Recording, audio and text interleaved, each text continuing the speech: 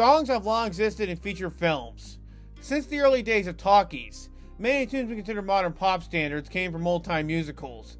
As actual radio singles, that's a relatively recent phenomenon, largely popularized by the 1960s. Lots of major releases are seemingly destined to have some theme single meant for radio crossover.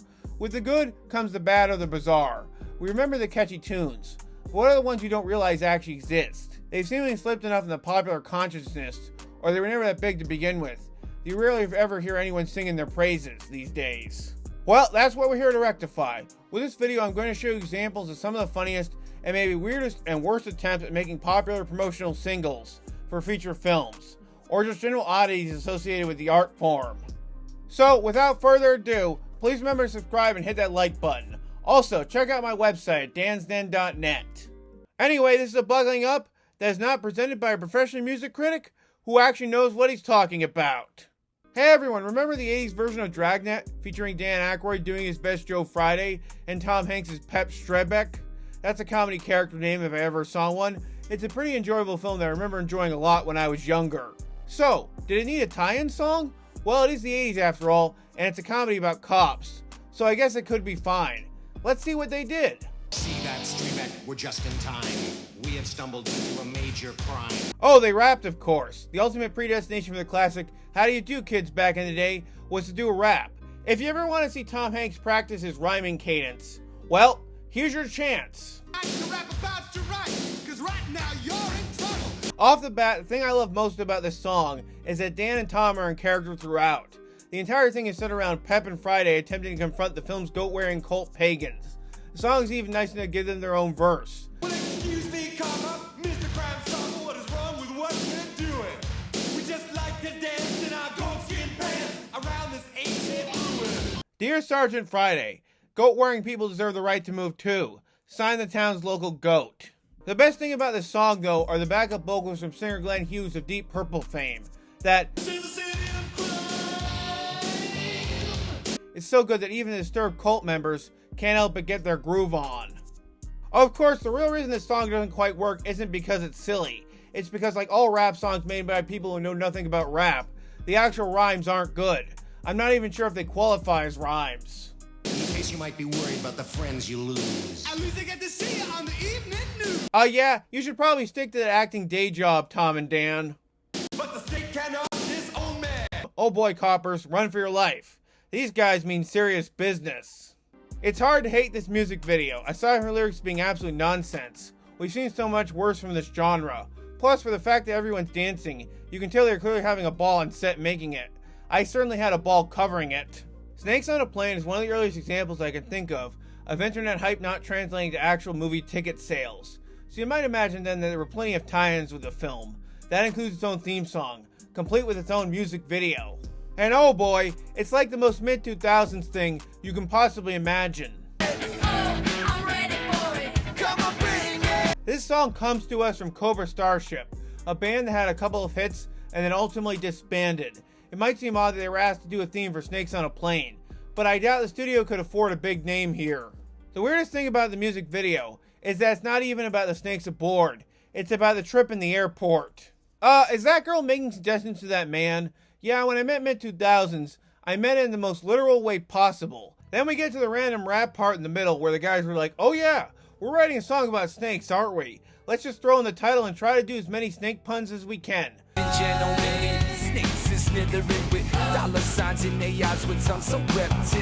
See? Problem solved!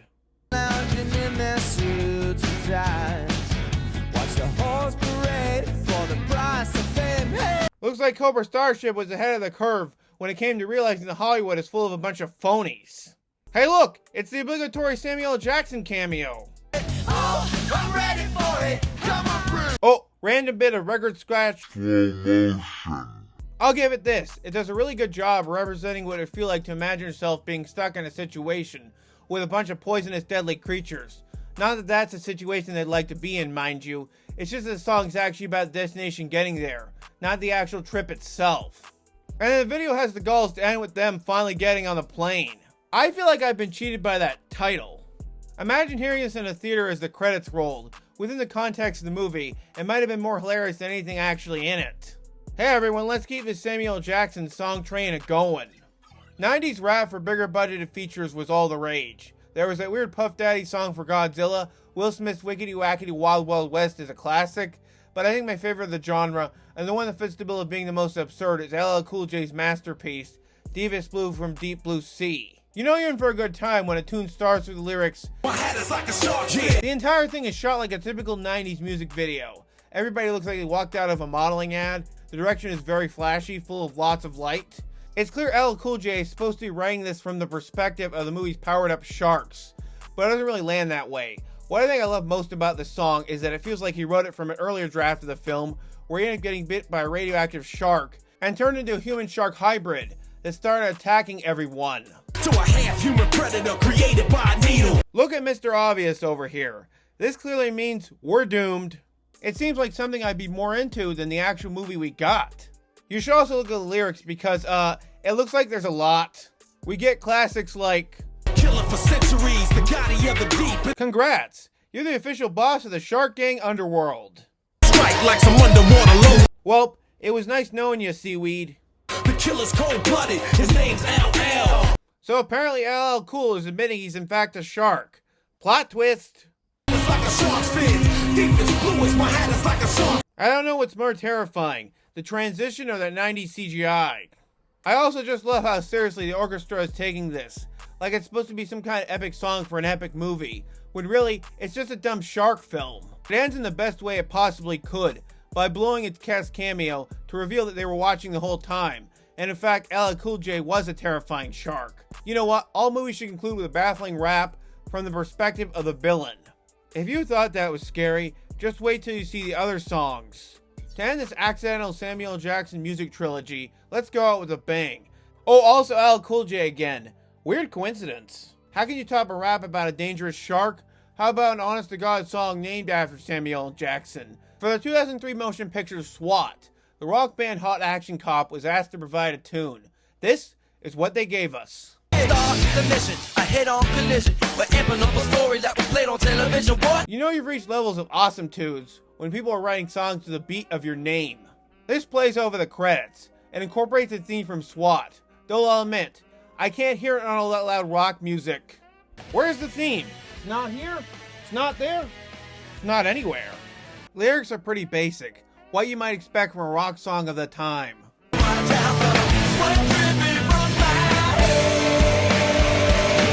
The real reason I wanted to talk about this song was for the title drop of the name itself, because, well, just hear it for yourself. Ladies and gentlemen, excuse me for 1 minute. Oh, it also has the pleasure of ending with laughter, because you can't be an extremely awesome tune from the 2000s if you aren't sounding like you're having the time of your evil life. We've seen movie songs written for films that incorporate the title, but none usually have the pleasure of going so far as to actually name themselves after a lead actor. God bless you, Hot Action Cop. Without you, the world would be a little less boring.